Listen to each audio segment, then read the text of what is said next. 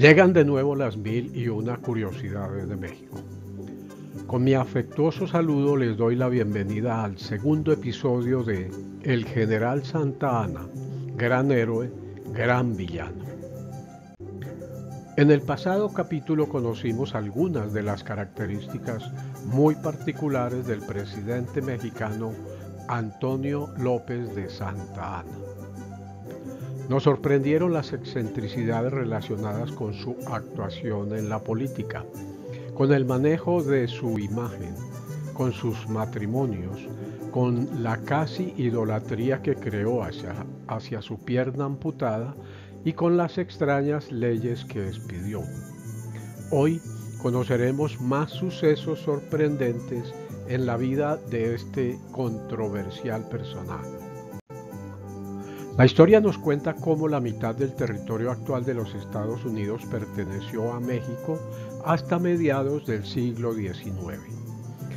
A esa pérdida contribuyeron múltiples factores: una economía devastada tras 11 años de guerra independentista, la incapacidad del gobierno para administrar las regiones más alejadas, la venta por parte del gobierno mexicano de grandes extensiones de tierra a bajo costo y con exenciones fiscales a extranjeros dispuestos a nacionalizarse, así como la llegada de 300 familias angloamericanas a Texas, las cuales mantuvieron fuertes lazos con Estados Unidos, pero sin crear alguno importante con México.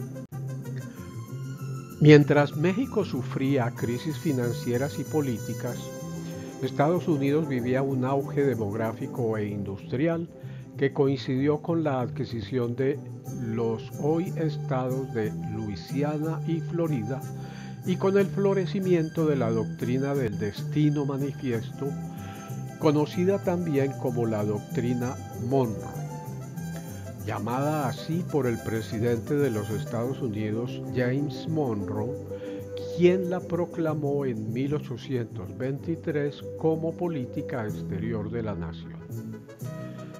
Esa doctrina sostenía que los estadounidenses estaban destinados a ocupar todo el continente americano. Tal ideología justificaba la expansión territorial, ya fuese por compra, por anexión o por guerra, abonando la idea de crecimiento geográfico supremo del país.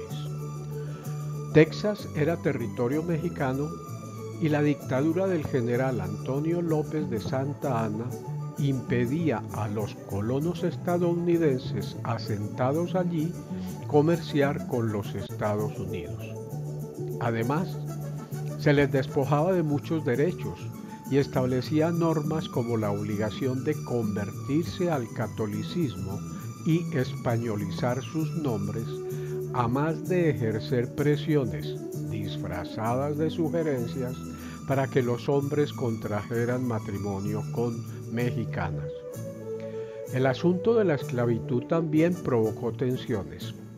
La esclavitud estaba completamente prohibida en suelo mexicano desde hacía tiempo, mientras que la mayoría de los colonos procedentes del sur de los Estados Unidos eran esclavistas.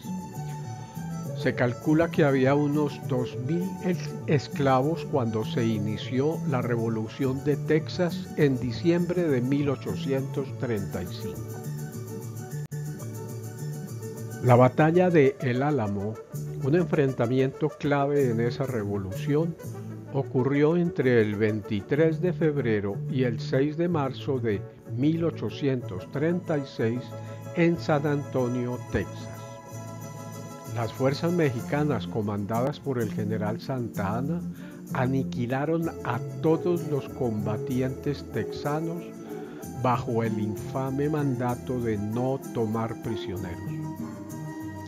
Aunque fue una victoria militar para México, la batalla se convirtió en un episodio de crueldad y un símbolo de la lucha por la independencia de Texas y un grito de guerra para los texanos.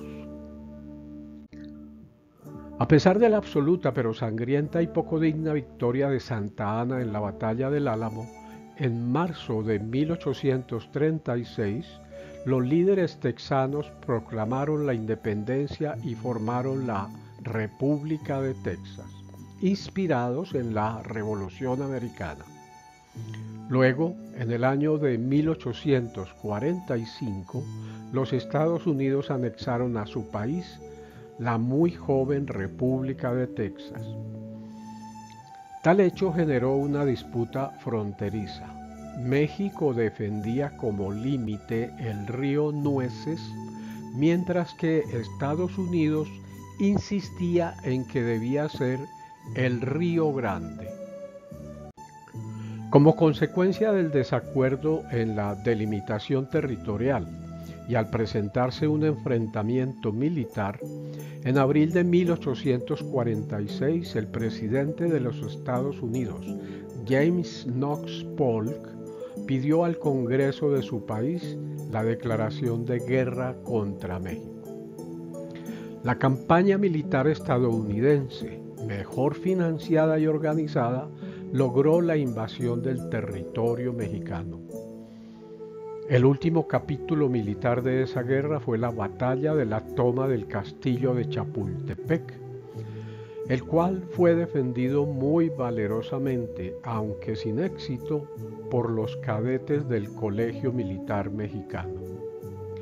La guerra terminó en septiembre de 1847 con la ocupación de la Ciudad de México y la izada de la bandera estadounidense en el Palacio Nacional.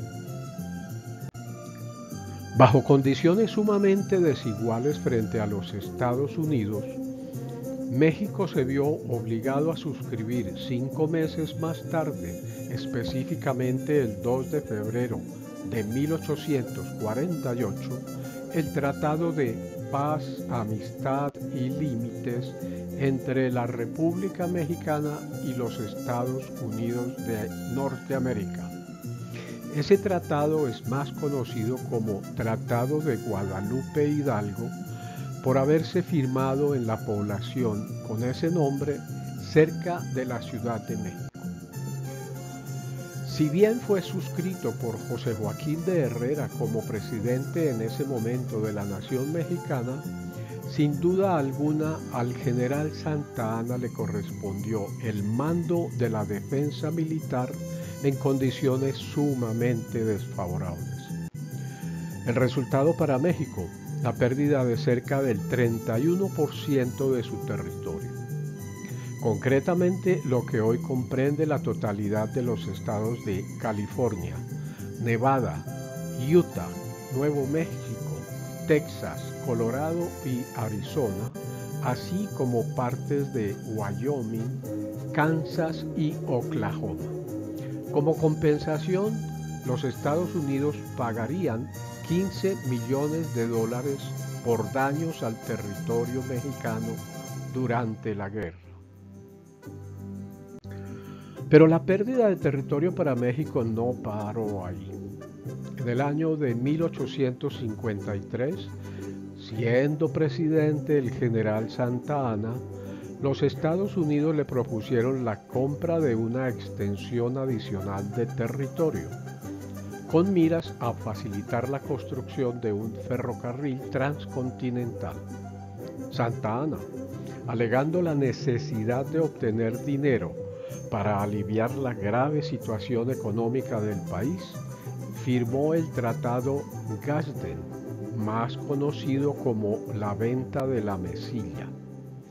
A cambio de $10 millones, Santa Anna entregó unos 80,000 kilómetros cuadrados de territorio al sur de Arizona y Nuevo México. Lo contrastante del argumento de Santa Anna para la venta eran los excesivos y suntuarios gastos que tenía él en el ejercicio de su cargo. Como nota final de este tema podemos decir que en los corrillos políticos y sociales del momento se aseguraba que de los 10 millones prometidos, el Congreso de Estados Unidos aceptó enviar solo 7 millones y que apenas 6 millones entraron formalmente a las arcas del Estado. Esta pérdida de territorio se sumó a la sucedida en 1848. Recordemos que en el capítulo anterior hablamos de la famosa pierna del general Santa Anna. Le fue amputada luego de una severa herida de cañón francés en 1838 e inhumada con honores en Veracruz. Posteriormente, en 1842, siendo presidente el famoso general, ordenó exhumarla y trasladarla en un inusual y teatral cortejo a la capital. Pues bien, a partir de ese entonces, Santa Anna se esmeró por utilizar las más finas, elegantes y cómodas prótesis, algunas de las cuales también dejaron historia y relatos. En efecto, en el año de 1847, en pleno conflicto militar con los Estados Unidos por sus pretensiones territoriales, concretamente en la famosa batalla de Cerro Gordo, Santa Anna tuvo que realizar una retirada precipitada, siendo cargado por algunos de sus soldados, los cuales se olvidaron de llevar también la prótesis. Los soldados gringos la capturaron como valioso trofeo y se rumoró que la utilizaron pocos días después como bate en el primer partido de béisbol jugado en territorio mexicano. De lo anterior no hay certeza, pero sí la hay en el hecho de que la prótesis fue llevada por el 4º Regimiento de Infantería de Illinois, luego exhibida en muchas ferias rurales y pueblerinas, y que hoy se encuentra exhibida en el Museo Militar de ese estado.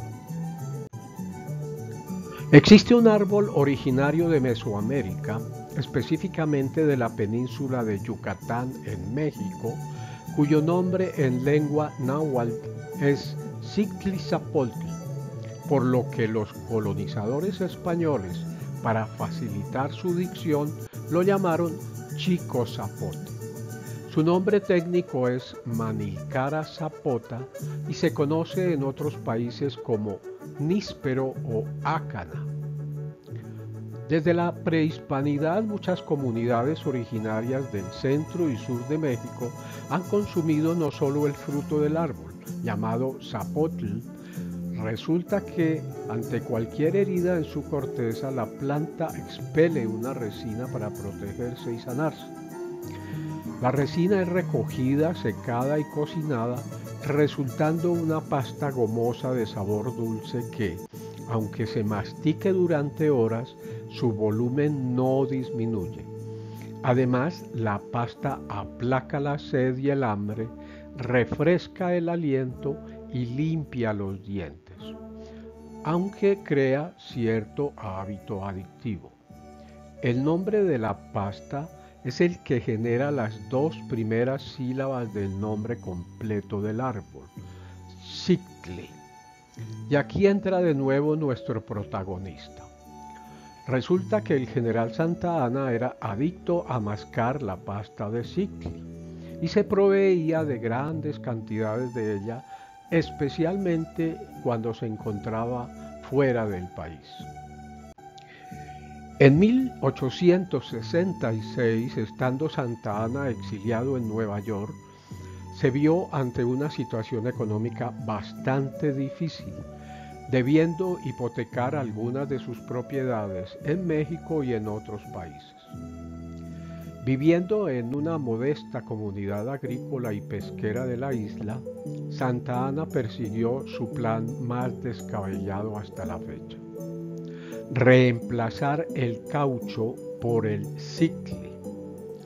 Conoció a un comerciante de vidrio e inventor local, el señor Thomas Adams. Compartiendo su suministro de Xicli, Santa Anna le imploró que lo desarrollara como una alternativa económica al costoso caucho utilizado en los neumáticos de los carruajes. Si esto funcionaba, se harían inmensamente ricos. Adams invirtió la suma considerable de $30,000 en intentos de vulcanizar el Siktli, pero esos esfuerzos resultaron infructuosos. La principal motivación de Santa Anna era obtener muchísimo dinero para financiar su regreso al poder en México. El giro sorprendente de los acontecimientos ocurrió después de que Santa Anna partiera hacia México por última vez, dejándole al señor Adams un gran suministro de Siktli y muchas facturas por pagar. Cualquier día, Adams, estando en una farmacia y ya desalentado por sus fracasos, observó a una niña comprando parafina para masticar. Ese era un hábito relativamente común.